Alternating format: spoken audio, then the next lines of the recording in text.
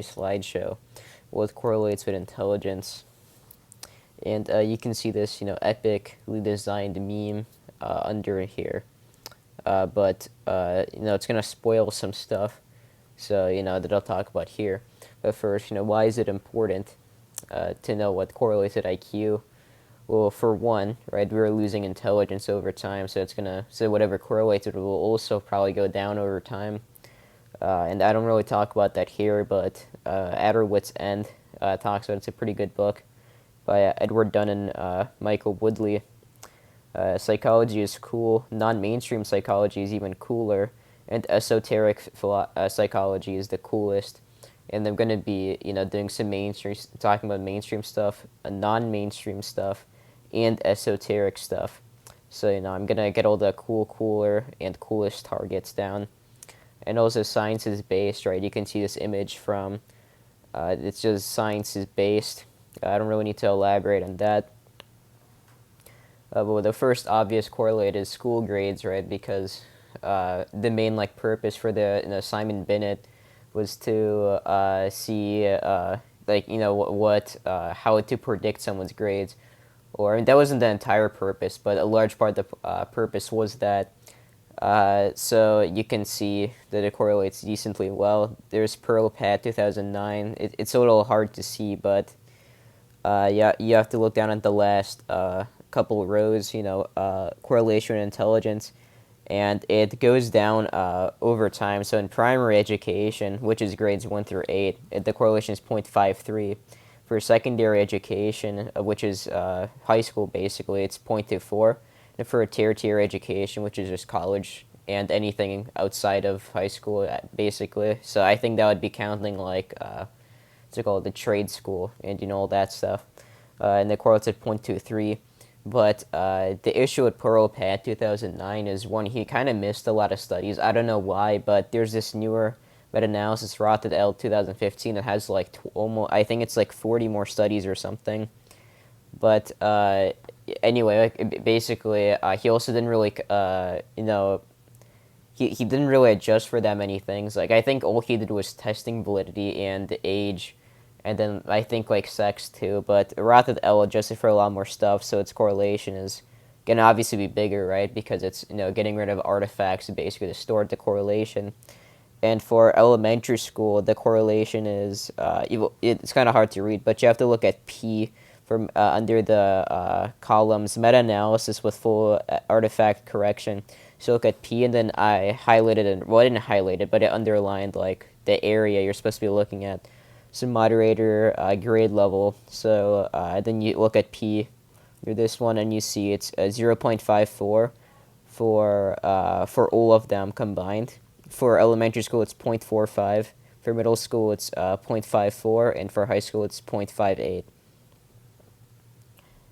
So he found the opposite of what Pearl Pad 2009 did, and I think Roth et al. Is probably more trustworthy because it has more studies in it, and it also is better with artifact stuff. Schizophrenia correlates negatively at 0.26. The meta-analysis I'm looking at is Woodbury et al. 2008, and it only reports the D. I believe it's Cronbach's D, Cohen's D, which is negative 0.5. So you can use this equation that I have on the bottom left here. Is R equals D divided by the square root of D squared plus 4, and then you get negative 0.26 R. But if you look at the graphs here, you can see it's there seems to be an opposite of a Jensen effect, but it's kind of hard to tell. For verbal IQ, usually it's more G-loaded, and nonverbal IQ is less G-loaded. But you can see here that it seems to be more negatively correlated with nonverbal IQ, or around the same. So it's kind of hard to tell from this result, right? But there seems to be somewhat of a negative Jensen effect, as in the correlation is actually less negative when you're looking at more G-loaded things. But he doesn't do a full a full subtest analysis, so it's hard to tell. And then figure 1, which is their main figure, you can just look at the bottom. They had level 1, level 2, and level 3 studies. I believe level 1 were the best studies, level 2 were the mid studies, and level 3 were like the worst studies. And you can see they're basically all the same. I think the reason why that is because like his criteria for what's the best is kind of weird. He it basically based off of like then how new the diagnosis they used for schizophrenia was, like DSM-3, DSM-4, DSM-5, whatever, and then also based on like how many tests were included in the IQ thing. So I don't know. So you wouldn't really expect there to be much of a difference anyway. Which you can see the weighted average for all three, which is the black one at the bottom, is negative 0.5, which is what I put in the bullet point. So then there's a couple for fertility. This one is discussed a lot in this book, Genetic Deterioration in Modern Populations by Richard Lynn, which is well, the second edition is from 2011, but I believe it originally came out in 1996. But it's a pretty good book. Has a couple chapters on this. But if you look at this meta-analysis, which is Heaney et al. 2018. Sorry, not Heaney et al. It's just Heaney 2018. And he finds an overall correlation of negative 0.11. You can see here in this table where k equals 17, right? So there's 17 studies, and the weighted R is negative 0.11. You can see at the top row. And full fertility at age 49 is, more than age 49. So if the study looks at people that are over the age of 50, then it's considered full fertility, right? Because you can't really have kids, or the majority of people can't have kids after age 50. It's less dysgenic, and the reason for this is probably because smarter people just wait longer to have kids. It's not just that they have less kids; they also wait longer to have the kids that they do have, right? So obviously, if you look at full fertility instead of fertility at a given time, then it's gonna be slightly less dysgenic. And there's a little bit of evidence for a Jensen effect. You can see. Where is it? It's the second set of rows. Raw score versus G score. Raw score is negative 0.1. G score is negative 0.11. So it's like a tiny difference, but you can look at the 95% CI to see if it's significantly different from each other, and you can see that the CIs like intersect, right, a little bit. So it's insignificant, right, with a p-value of more than 0.5. 0.05, sorry. And then, I'll discuss like the other stuff in the next slide. Whites have the lowest dysgenics, right, which is interesting. You can see here for race, Asian, negative 0.11, for black, negative 0.17, Hispanic, negative 0.23, and white, negative 0.07. So white people are like by far the least dysgenic. Also, women are much more dysgenic than men. You can look at male only at the very top. Male only negative 0.06, but when you look at female only, it's negative 0.13. And also Europe has the lowest dysgenics. Which is kind of weird, but I guess it's kind of what you'd expect, right? Because white people have the lowest dysgenics according to this. But also the K is equal to 2. And also, if you look at the CIs for the regional stuff, it's Europe isn't significantly different from some of the other ones. So it's not really, statistically acceptable, I guess. You'd have to do more studies. But also there's some evidence that Roe v. Wade increased dysgenics for men, but increased it for women. I kind of wrote that wrong in the bullet point, but whatever. So for men, you can see post Roe v. Wade, it's negative 0.04, and it's actually insignificant. But then after Roe v. Wade, it's negative 0.10. So their dysgenics got a lot worse. But for females, they got slightly better, from negative 0.15 to, both. It decreased for both, sorry. So for after Roe v. Wade, female dysgenics increased. And then after Roe v. Wade, male dysgenics increased. But that could just be a time thing, so it's kind of hard to tell. And then this I took from Reeve et al. 2018. You can see this forest plot, and they find the exact same correlation, negative 0.11. So yeah, but the issue is that they use like the same data as Heaney. Like I don't know like why this paper had to exist. It's literally just using the same data, but some of their plots look better, so I decided to cite them. For example, like they have this plot at the left here, which shows a negative 0.37 correlation between the year the study was done and or the participants of the study were born and the dysgenics.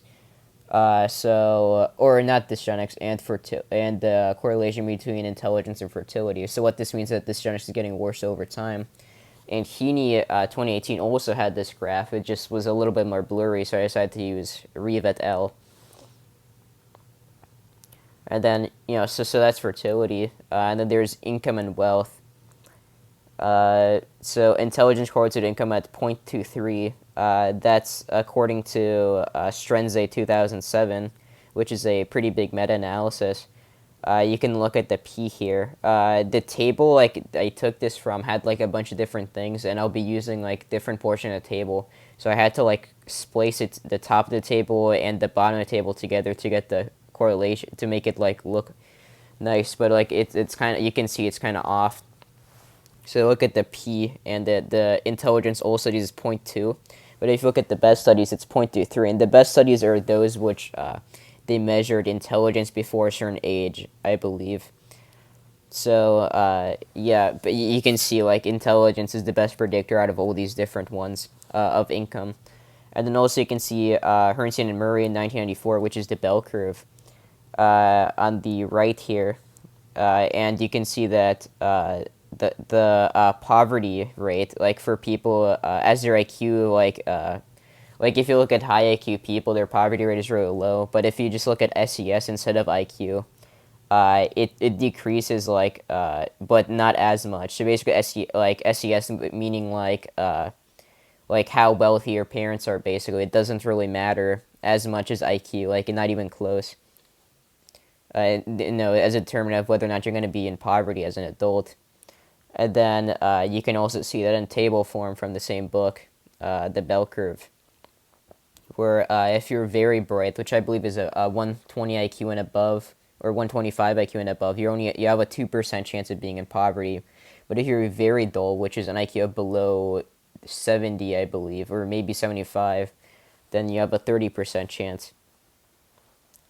And then, there's a different paper that looked at the same data set, a National Longitudinal Survey of Youth, which is what, the bell curve looked at. And they found a correlation of 0.3 for income and 0.16 for wealth. But the issue with this paper is what they did was Zagorski did, was control for a bunch of explanatory variables. So you can see this table 3 here. For net worth, they controlled for IQ, they controlled for income, age, race, the number of times you've inherited money, whether or not you've been divorced, education, and how much you spend on food when you're looking at net worth. So obviously you're not supposed to control for income when you're looking at net worth, right? Because that's what determines your net worth, right? So what they found is that IQ is actually insignificant and negative. So it basically doesn't contribute very much or like at all to your net worth.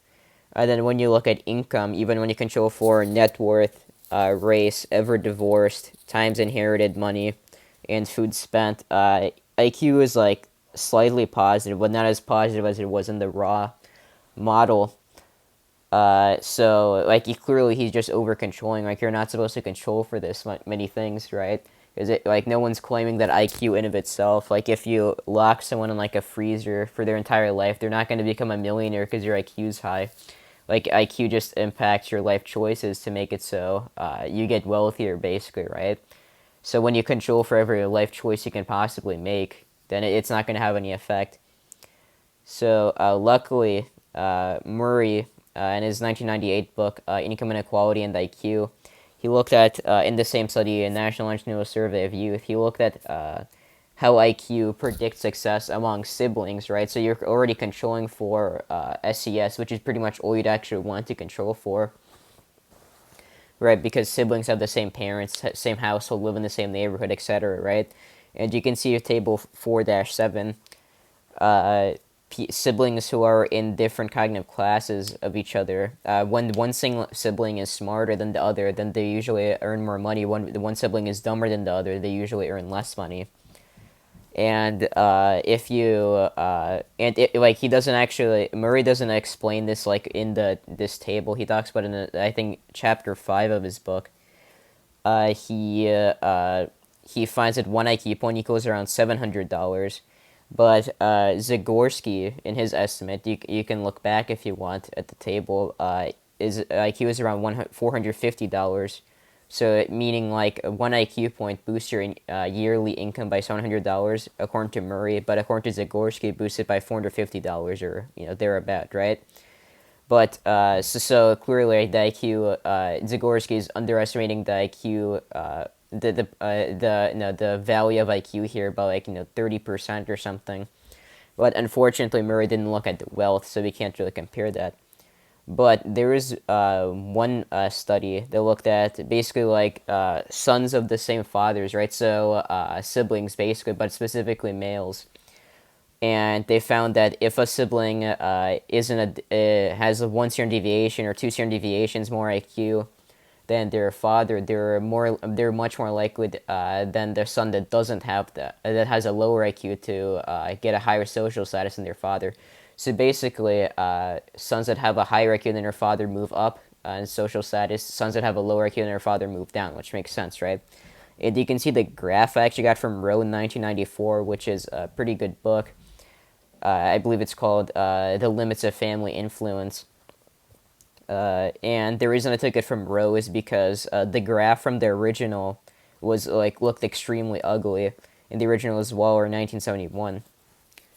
And then what's more interesting, I guess, is that there's Belzi et al., which looked at different longitudinal studies and extracted their participants' polygenetic score for intelligence, and they found that for wealth, the effect size is small, but that's because polygenetic scores, they're not based on as much information as if they used a better predictor, right? So it's not 100% just IQ. But what's interesting about this is that it's looking at the genetic level, right? So genes which correlate with intelligence, it's not taking an IQ test, right? So you can't say it's biased from an IQ test, right?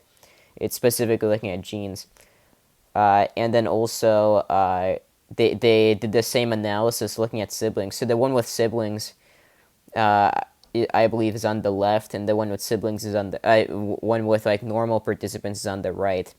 So the effect size is slightly smaller when you're looking at siblings. So social studies does seem to matter a little bit, but even still, it still finds a difference. I mean, it finds a positive impact. And the main issue with the first study I talked about is that there's basically the N is pretty low. There's only 131 fathers and 173 sons. But it's good that this got replicated at least, so you don't have to rely on this on the low sample size study. So next, it's occupation. I could have put this one with the income and wealth one, but I think that would have made I didn't want to make 7 slides in the same thing, so I put them in 2 separate categories.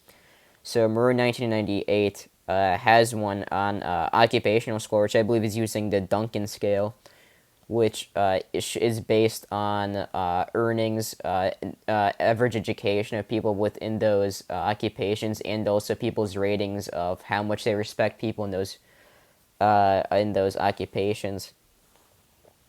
So so you see people with siblings that are in higher cognitive classes make more, right? So if you have higher intelligence in your siblings, then you'll make more than them. Or have a better occupation than them. If you have a lower IQ than your siblings, then you'll make less than them, right? Which makes sense. And then Belzi et al. Did the same thing for occupation as they did with income, right? Using a polygenetic score. And again, this is the same thing with Strenze 2007, where like I had to splice the figure because otherwise it would, show too much. So, it's you can't really know what these like bars represent, but you can just count because it goes up by 0.1. So as in like each column is equal to a 0.1 effect size. But either way, the effect size isn't that interpretable, right? Because this is looking at polygenic scores, not like actual IQ tests. But in the non-sibling sample and the sibling sample, right, it correlates. Your polygenic score with intelligence correlates positively with your occupational status in multiple data sets. But then Strenze 2007 did a meta-analysis of this, and he got a correlation of 0.45.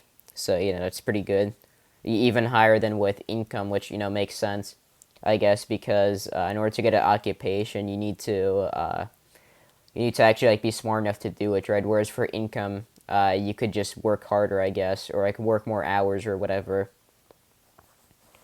And this one is for perhaps one mechanism by which they can get better occupations. So first, I have the Judge et al. 2004 meta-analysis of it's kind of hard to see because it's pretty small, but it's a meta-analysis of how intelligence impacts like your ability to lead a group of people. So what matters here is objective effectiveness, which I believe is based on like how much your group accomplishes while you're the leader, and that correlates at 0.33. When you have to look at the column that says the set of columns that says paper and pencil intelligence, and then P with the underscore of 2, it's 0.33. The P2, that one is are adjusting for more artifacts, so it's more I guess it's more accurate than P1, but P1 also finds 0.25, so both are good. And then Barry 2007 did a meta-analysis on basically like how well you do in interviews as how that correlates to your intelligence. So this is intelligence that your employers don't know about. So like some studies, what they do is they like have the employer like give you a test, and then have them like do a complete interview with you, and then grade like how well you did. But the issue with that is that if they know your intelligence, they might just like artificially boost up your, I guess, how well you did in the interview when they're asked about it.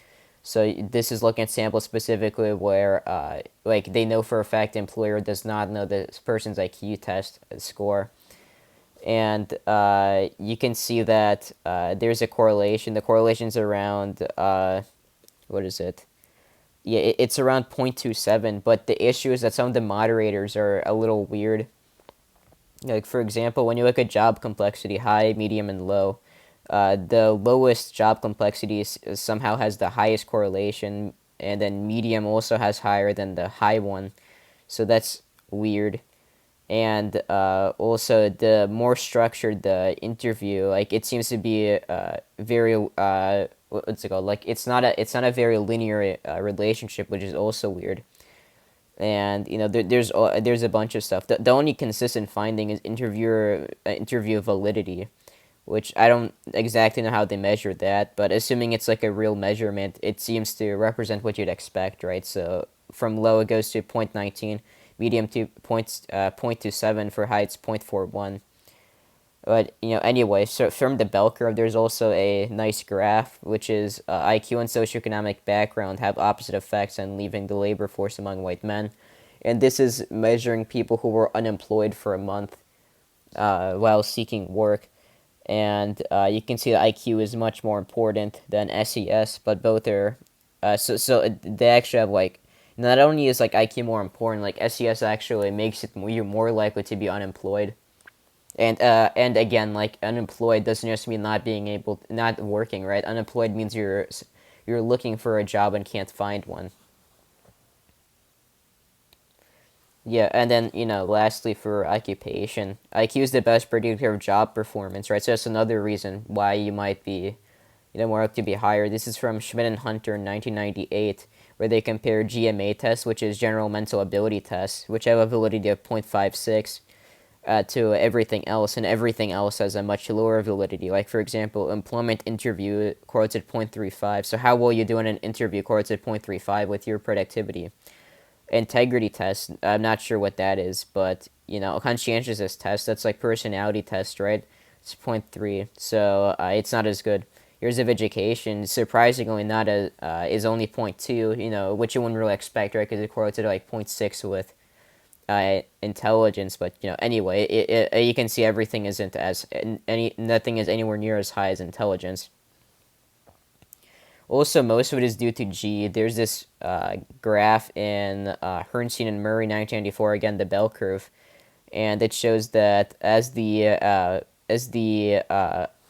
job complexity goes up, right, it actually the correlation becomes higher, which is what exactly what you'd expect. They also have this bullet point saying most of it is due to G, and I couldn't include any studies because they all look extremely ugly. But basically, there's it's reviewed in the bell curve, chapter 6, I believe. So if you want to know more about that, you can just read that. But then educational attainment using some Belzi et al. 2018 study. We look at non-siblings education correlates with the intelligence polygenetic score, both in siblings and non-siblings. But the issue is that the way they get the intelligence polygenetic scores, they're using the education polygenetic score, because that one actually correlates more with intelligence than the intelligence polygenetic score, because there's like a big underfunding thing. So that's normal procedural stuff to use the education polygenetic score. So obviously it would correlate with education. Like, it's literally about that. So that's not really an important finding. And then Strenze 2007, we can look back at the, finally we actually get to look at the complete table. And he finds a correlation of 0.56 between years of education and its intelligence. But there's also an interesting paper in vehicular accidents, and this is also talked about a little bit in Murray, but he doesn't cite this meta-analysis, I don't think. So you can see there's a whole bunch of variables, but you can see here cognitive ability n equals 1020, and there's 10 studies included, and the mean R is 0.117. I don't think this is weighted. It's just the average among these studies, but it shouldn't matter too much. So 0.1, it's not that high, but it's something to care about, I guess.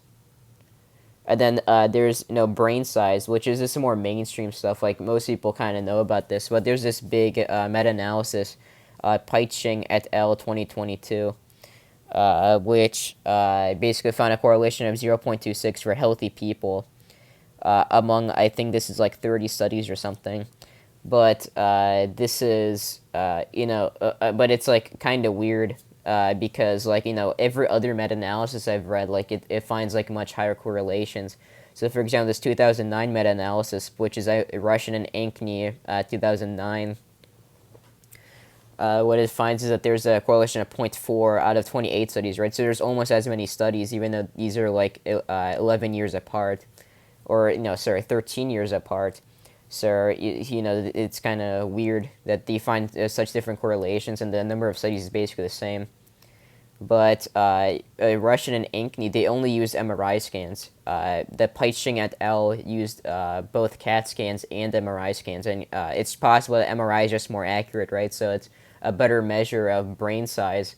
So it's the correlation is higher because the measurement of the variable is better. And both studies found a support for a Jensen effect, right? So that's a rise in correlation as the G loading of the cognitive ability test goes up. And in Peiching et al., they found a 0.31 correlation for studies that use a test that has excellent genus, whatever that means. I assume that's just random, they didn't actually do a subtest analysis like Russian Ankeny did, which I will talk about in a second. They just used the test that correlates the most with G, and they found that it's 0.31. So it's not exactly as accurate, but as actually extracting G or doing a subtest analysis, whatever. But Russian 2009 found a correlation of 0.63 when you extract G from, I believe, 7 different samples where that was possible. So when you're looking, and as far as I'm aware, this is the most recent study that actually extracted G and did this for multiple samples. So it's possible that intelligence and brain size actually correlate as high as like 0.6, which is which would be obviously much higher than the 0.26 that Pitching et al. Found. And then there's height and body weight, right? Well, I just put weight, but whatever. So there's no meta-analysis on this, which is kind of interesting. But there's Deary et al. 2009, which is A Lifetime of Intelligence by Ian Deary and a couple other like random people, which is a pretty good book. And they reviewed this other analysis of this. Every single Scottish person born in 1936. There's this, so I think it's testing like 70,000 people or something, and in the testing was on 1947, I believe. So there's this thing called the 36-day sample, which is they found every single person that was born, not Ian Deary, but like previous researchers. This is like Maxwell 1959 or something they reported on, but they found a 36-day sample, which is everyone born in 36 different days, and I believe this entire sample is like just over 1,000. And they found a correlation of 0.25 between height and around 0.2 for weight, and then about 0.67 for BMI. So you can see this table here. Height correlates at 0.24 for males and 0.26 for females. Weight correlates at 0.16 for males and 0.24 for females, and BMI is around 0.67 for both. And then there's no bigger study for height, right? Like most of these height studies have like a sample is like 200 or something. This one has over 1,000. But this one, Jacob et al. Did a 2020. This is a very recent study on like I believe on like 3,000 British people for BMI, and it found that what you'd expect is that as not a BMI, obesity. As you get higher IQ groups, obesity drops, right? But it's probably not as high as you would expect. So maybe 0.267, right, is a little bit high. Maybe you'd expect like 0.4 or something. And then there's a couple interesting studies on finance. I'm pretty sure all the ones I mentioned here are DeCunto et al. 2019 and Zagorski 2007. And I'm just going to go with Zagorski first. And, Zagorski, even though he's, over-adjusted in the last one, he still provides raw data from the NLSY, and I don't think anyone else has provided, so it's still, interesting. So you can see from his table right here in the middle, top middle, as, your IQ goes from low to high, it's basically a more or less linear pattern, right, where, you get more... you're less likely to max your credit card. The only problem with this data is for the really really low IQ people is they don't use credit cards. Obviously, if you're literally retarded, you can't use a credit card probably, so you're not gonna max it ever. And a missed payment also pretty much linear. And declared bankruptcy pretty much linear as well. So then he adjusted for a bunch of stuff. He calls it the baseline respondent, which is basically the average person. So he's controlling for a number of people live in your house, your income, your wealth, your your residence, how many family members you have, blah blah blah blah blah, right? And what he finds is that intelligence seems to have a very nonlinear effect, and when you add it a little bit up, it's barely positive even. But if you actually examine this data properly and just start at IQ of 90, it's always linearly going down, right? Except for the 140 range. But the issue with that is that if the NLSY only has 13,000 people and in this data set, right? And only around, I believe it's 0.4% of people have an IQ of 140 or above, right? So you'd expect maybe a couple dozen. So it's just not a high enough sample size. So it's not it's not completely unheard of that it's just gonna have weird data and that's gonna be completely linear, so that's normal, right? Don't really pay attention. But for every IQ from 90 to 130 is pretty much linear for all the finance stuff. So basically smarter people are better at finance. And then there's Acunto et al. 2019, which is probably a better study. It's most of it is actually I think every image here I include in this slide is from their study of Finnish people. I believe it's of 1,500 Finnish people, and they take this Finnish army intelligence test, and then they also give them like this questionnaire about inflation stuff.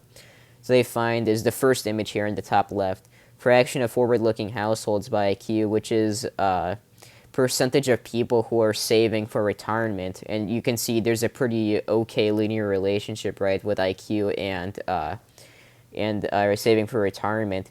And then average forecast error by IQ, which is the image right about below it, right, the bottom left. You can see there's also a pretty much linear relationship between your IQ and forecast error. And forecast error is basically how far they ask you like to predict, how high inflation will be, next month or whatever, or next week, and then the percentage that you're off by is your forecast error. So basically, smarter people are more accurate when it comes to guessing what inflation will be like next month. And then figure 4 right in the middle. There's two different plots here, rounding and implausible values for inflation. So basically, there's again a linear pattern, whereas IQ goes from low to high. People round less, and people use implausible values for inflation less. I believe they count in a value that's implausible as like above 5%, right? Because in Finland, it never really surpasses like 3% or something. So if you say it's above 5%, then you're just saying like a, implausible number, right? And then rounding is, I think it's rounding in years percent instead of using decimals. I think that's how they count it. So again, it doesn't really matter exactly how it works. You just know it's a linear pattern. So smarter people are better with inflation stuff, at like guessing inflation. And then the second slide is Old DeCanto et al. And this is higher IQ people know more about what inflation is, right? So there's let's just look at the right one, which is knowledge and inflation by IQ. So they give them like a test of general knowledge. So you can see high IQ people score better on this test. Knowledge about inflation scenarios, which is they give them like scenarios and say like, is inflation going to increase? And high IQ people get more questions right. And then knowledge about inflation theory, which I don't really know what that one is. I haven't read the study in a while, but I'm pretty sure it's like, giving them like a theoretical statement about inflation, and they have to say if it's true or not. And high IQ people get this one right more too. So high IQ people know more about like the, more philosophical, theoretical parts of inflation, I guess. Then in the middle, there's this graph, concrete versus abstract associations with inflation by IQ. So basically, higher IQ people are, better at associating IQ with like real life, right? So like the first thing here, I know it's kind of hard to see, but it's gas. So like by the way, being higher on this one is worse. So low IQ people actually like associate things more concretely with inflation, which I think means that something has to happen. But an abstract association means that it indirectly causes something. So, like, for example, lower IQ people are more likely to think that gas prices go up instantly caused by inflation. But then smarter people are more likely to think that that inflation indirectly causes gas prices to increase, which makes sense, right? So basically, smarter people are think about inflation in more complex ways. And then also economic reasoning by IQ, which is the chart on the left. Rating of provided explanation, Euler's equations. So basically, they give them like a handful of statements, and they have to like say which one is right, which one's wrong. And yeah, so there are also some more esoteric correlates, and what I mean by this is like things that you wouldn't expect at all. Like all the other ones, you could see how they would correlate. But for example, here, at the bottom left, there's Arden L 2009, which is their main table. And basically what they found is that using a big data set of like, I think 5,000 people, they found that like that semen quality actually correlates with IQ. So you can see here if you look at the second model, model 2, the correlation between IQ and sperm count, consistency is 0.14. If you look at the sperm count, the correlation is 0.18. If you look at motility of sperm, it's 0.13, right? So it's around 0.15 if you combine all these.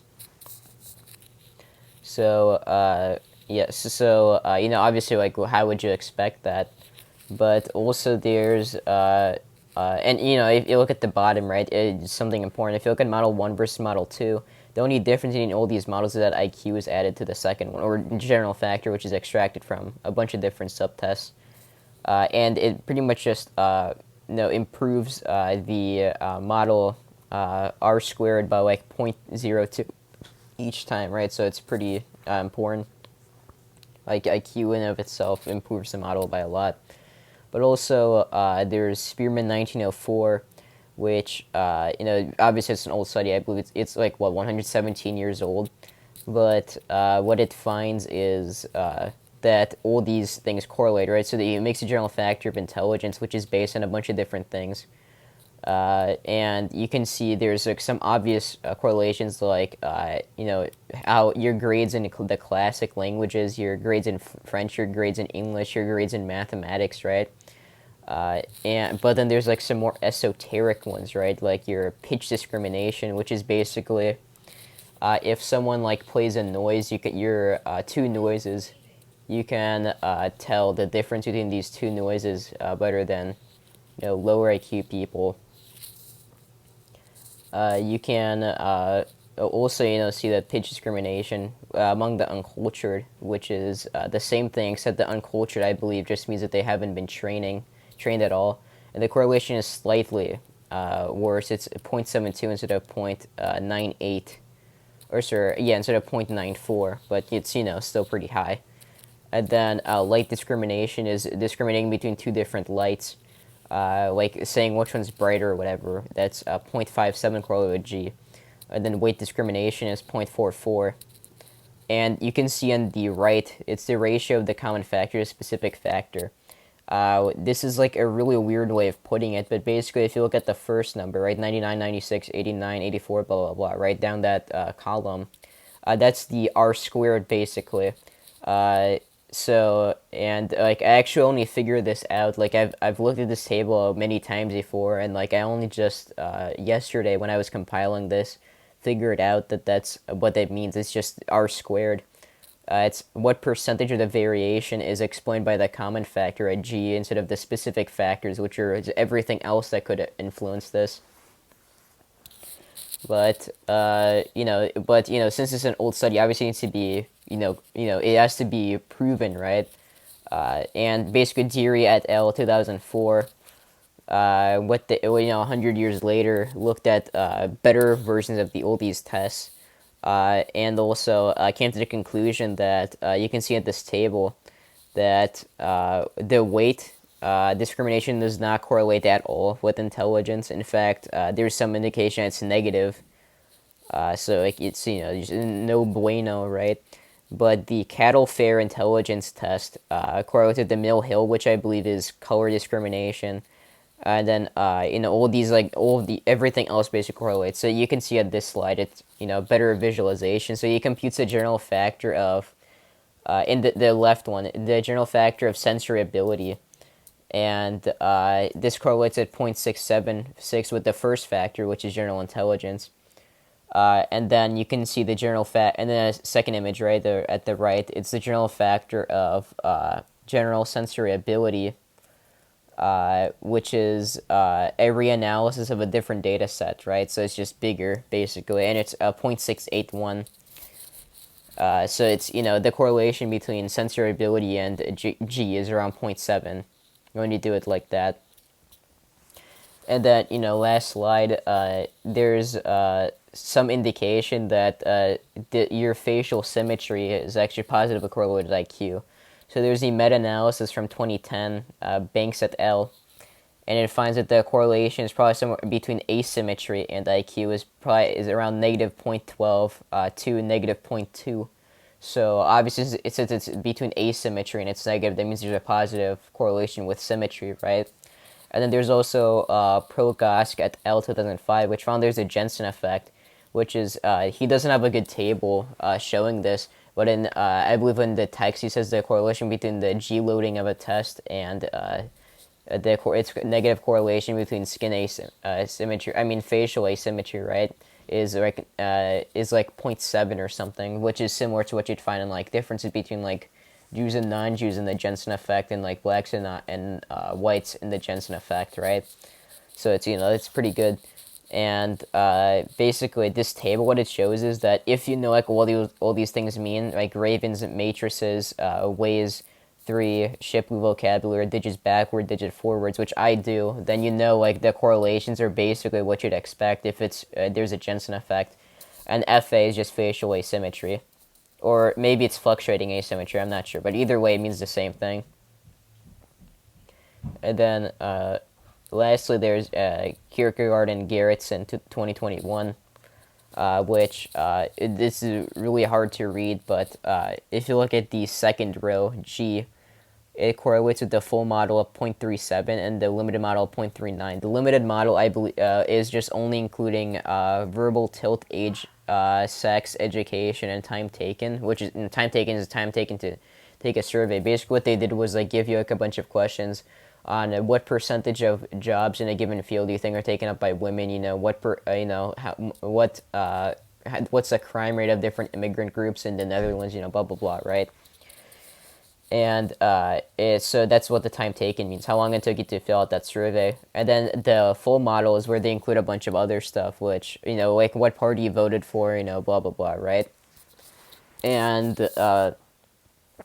yeah, basically G, which is they extracted from a couple different tests, I believe, and then the general factor of discriminatory ability correlated at like 0.4, right? So that's pretty great, I would say.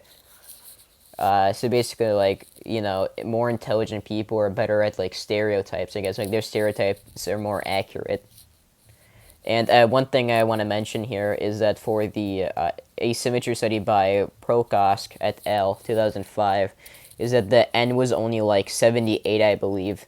But it doesn't really matter because for their main effect, right, which is the Jensen effect, the p-value was less than 0.003. So that's, pretty darn good. And there's a conflict of interest, but it's basically blank, so I don't really have that much. And here are the sources.